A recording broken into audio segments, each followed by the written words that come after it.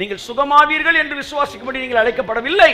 நீங்கள் சுகமானீர்கள் என்று விசுவாசிக்கிறதுதான் நீங்கள் அழைக்கப்பட்டிருக்கிறீர்கள்.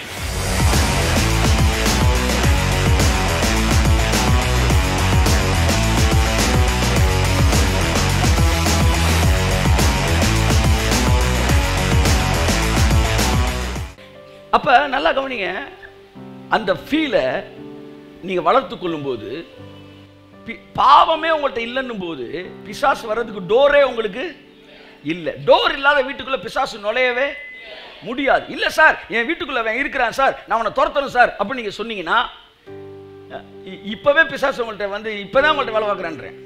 வெளியே போனீங்கன்னா சொல்லி அப்போ உள்ள இருக்கே நம்பிட்டு நீ சரி பரவாயில்ல, வெளியே போகணும்னு டெலிவரன்ஸ் இருக்கு சார், ஓகே இருக்கட்டும், அது செகண்ட் கிளாஸ் டெலிவரன்ஸ் தான், எக்ஸ்பீரியன்ஸ் தான். ஆனால் ஃபர்ஸ்ட் கிளாஸ் எக்ஸ்பீரியன்ஸ் என்ன தெரியுமா? அவன் எல்லைக்குள்ள வரவே முடியாது.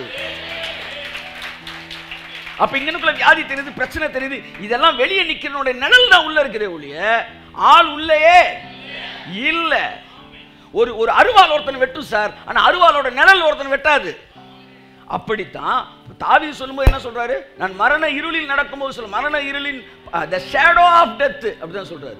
அந்த இருள் தான், மரணத்தோட இருள் தான் இங்க விழுகுதே ஒழிய மரணம் என் மேல விழ முடியாது. பயப்படாத, அங்க வியாதி இல்ல. அதுதான் ஃபேக்ட், அதுதான் ட்ரூத். ஆமென் சொல்லுங்க. தொடர்ந்து நீங்க அதை சொல்றதுக்கு தான் அழைக்கப்பட்டிருக்கீங்க. நீங்கள் சுகமாவீர்கள் என்று விசுவாசிக்கும்படி நீங்கள் அழைக்கப்படவில்லை. நீங்கள் சுகமானீர்கள் என்று விசுவாசிக்கிறதுதான் நீங்கள் அழைக்கப்பட்டிருக்கிறீர்கள். புரிஞ்சவங்க பின்னாடி இந்த இல்லையா சொல்லுங்க. தி ஃபைத், தி ஃபைத், ஒரே விசுவாசம் என்னவென்றால் கிறிஸ்து சிலுவையிலே முடித்தார்.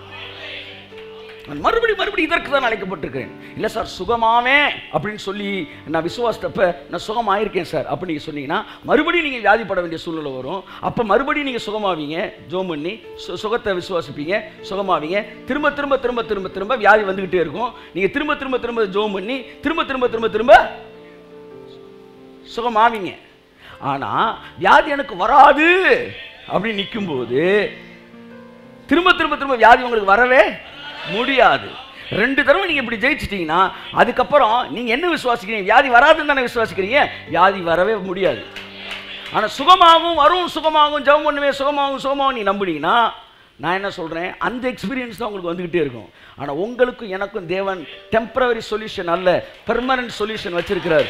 அந்த சொல்யூஷன் என்னவென்றால், நான் சுகமாக்கப்பட்டு தான் இருக்கிறேன், வாதையின் கூடாரத்தை அணுகாது, பொல்லாப்பு எனக்கு நேரிடாது, விருத்த சேதனம் இல்லாதவனும் அசுத்தனும் என் வழியாய் வருவதே இல்லை, நீ அவர்களை தேடியும் கையத்தட்டே